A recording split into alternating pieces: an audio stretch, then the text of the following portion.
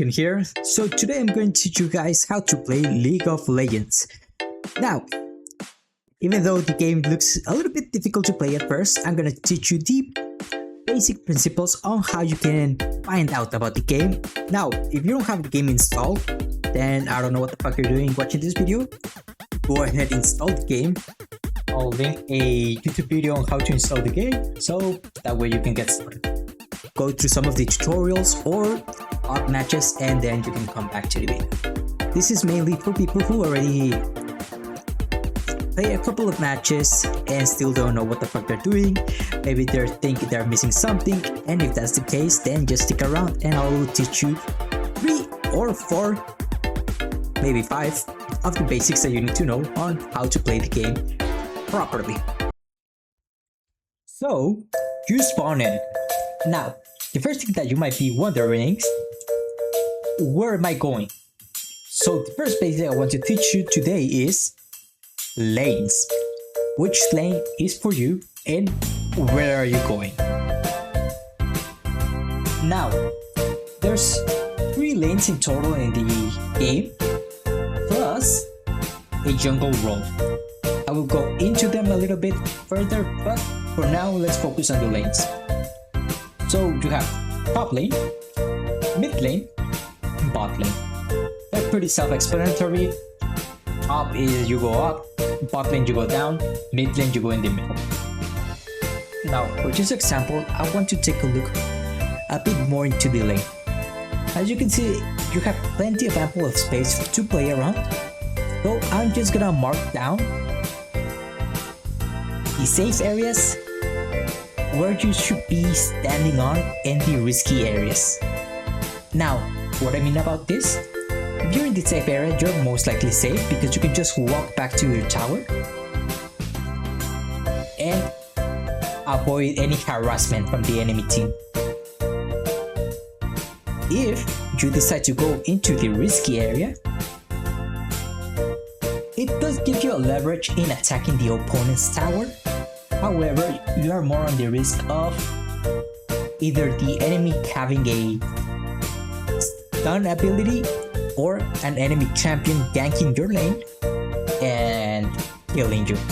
To begin with, just play in the safe area. Alright, so basic number 2 is farming. This is your bread and butter of League of Legends. If you know how to do this, you know how to 50% of how to play the game. So this is just very simple. You have your minions and you have the enemy minions. Your objective is to last hit the minion as they're about to die. That way you can get gold. If they die without you hitting it,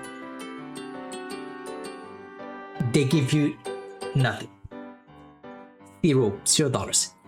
But let's say, for example, you hit it, but you don't kill it. You also get nothing. So you need to make sure to last hit the minion so that they can give you gold. And every 3 or 4 waves, you're gonna get this guy, which are a little bit more tankier. But of course, you're gonna get more money for this guy. So for example here, it gives us 50 gold. So that's pretty much it on the basic number 2. Alright, so basic number 3 is the shop. Let's say you go back or just spawn in the match begins, you have your 400 gold, or maybe you just come back from your lane after farming a lot and you have a lot of money. So what you want to do is click on the shop and you will see this store. You can make it bigger if you want, or you can make it smaller, I don't care. But for this, let's take a look. So you can see that you get a lot of items recommended. You have boots, Dudenseco, or Shadowflame. Since you're starting to play the game, stick with the recommended items, or else you can also go to all items and it's gonna automatically put you in the page of your champion's dominant ability, so it can either be a attack damage or ability damage. In this case, since my champion is at ability damage, it automatically puts me in the mage category. And here I can read what each item does, and their passive and ability, and how it's giving me an advantage. So just take a look at the items if you want, that way you can be a little bit more familiar. As you can see, some items have a star. That means that that item specifically goes very well with my champion. But for now, let's take with the recommended, and let's say for example, my character needs boots. Now, here is the thing. You don't have to wait for the 2,750 gold to get the item. You can just click on the item and you can see that you can buy parts of the recipe for the item. So let's say you only have 400 gold, you can buy this. Or if you can afford the item, you can also buy this, which have a little tiny passive. The full item usually includes the same passive, but an additional thing. So usually you want to complete the items before you start another recipe. So yeah, that's pretty much basic number 3. So basic number 4 is knowing your champion. Now, for most of the champions, it's just pretty straightforward. You have 4 abilities and a passive. There are some champions that have more than one passive, or that one of the abilities it's already a passive, but you can get into that if you read some of the abilities of the champion that catches your eye. But for now, let's just focus on the base. So right now I'm playing Vel'Koz. This guy has 4 abilities and of course the passive. I really like to leave everything on default for the layout. So you can go in settings and you can see my layout, specifically the Q, W, E, R, and the F. This allows my ability to either be cast whenever I press the Q key, or for example my spells, that this is global. Almost any champion have this depending on what they select. So if they want to flash over here, they can flash over there, or they can use the ignite. But for this, let's max out my abilities. There's 2 ways to max out abilities. You can either click on it, or the other way is control and the ability that you want to upgrade. So in this case, my Q, and it's gonna upgrade it. Usually, everything is gonna be a normal cast. What it means like this is that if you click on your ability by pressing the keys, the Q key, you can see the ability. You can see the ability being cast. So you just press it and click on left click. But if you don't feel smooth doing that, you can always go to your settings and click on quick cast all. Now, you probably also have this enabled. So what this is gonna do is, whenever you press your ability with the key, it's still gonna show this. So let's say for example I want to cast my Q. There's like a tiny delay before he launches the ability, but this is just the indicator of where it's gonna land.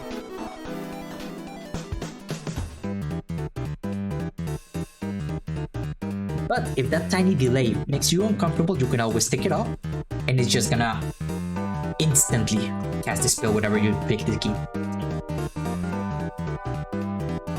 So my recommendation is leave it on for right now, or just play a normal cast.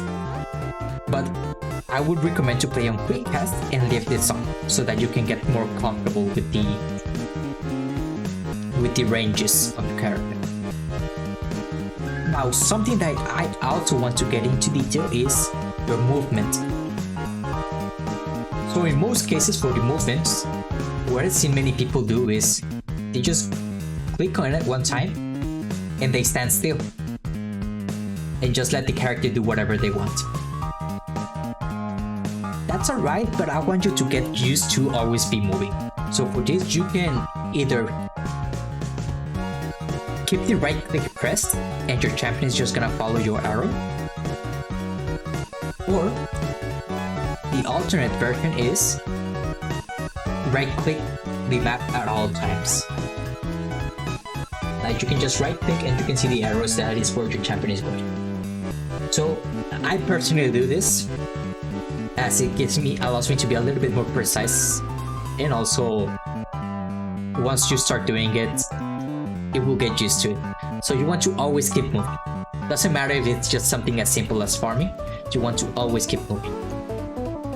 This allows you to be more alert on dodging the enemy abilities and just or just not being bored at all times. So yeah, again, this is your bread and butter. As soon as you know how to farm and to move you around, then you are already 50% ahead of everyone in the team.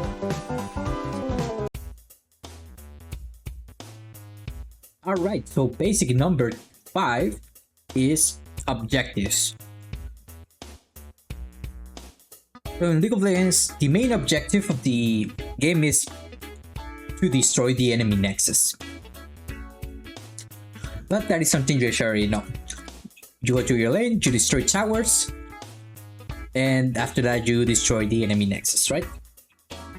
But other than that, there's also two additional objectives around the map. That is the dragon and the void monsters. Now, the difference between those two is that there's always gonna be a dragon in the dragon pit, and the void monsters, they change. So it can either be void grubs, it can be the Rift Herald, and after 20 minutes it's gonna be Baron.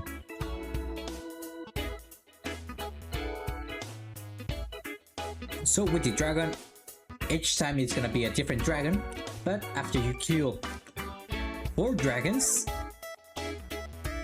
a special dragon is gonna spawn, which is the Elder Dragon.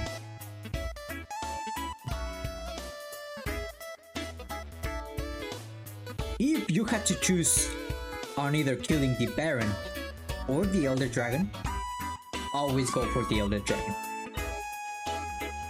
This is the best objective you can get, followed by Baron, followed by anything else. Now, usually to get these objectives, you want to coordinate yourself with your team.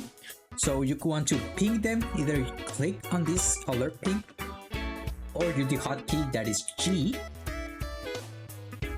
and let them know that you're gonna start or you want to fight Baron or Dragon. So objectives are very important. They allow you to be more stronger and that way get the advantage and basically win the game. So that's pretty much the game. Like I said at the beginning of the video, there's a lot of layers to this game, but once you dominate all of these 5 basics, you could be able to slowly but surely uncover the rest of the layers. You will get better, you will play with more champions, you will lose of course, but you will also win. So something that I didn't include but is very important is never surrender. I know it might be tempting, I know the game might look lost or even just unfair, but never surrender, because 1, surrender is for losers, and 2, it allows you to play at disadvantage. So if you play at disadvantage, eventually you'll get better and you will know how to turn those games around. So see it as a practice opportunity to get better at the game. So never surrender, and always keep up the positive attitude. At the end of the day, it's a game. If you're not having fun, then what's the point, right?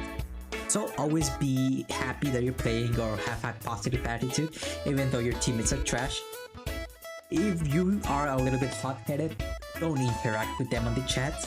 But if you feel comfortable, you can always type down on chat and just get to know each other. And yeah, that's pretty much it. I really hope you have fun playing League of Legends. It is a great game, but I do really hope that you have fun. So, see ya.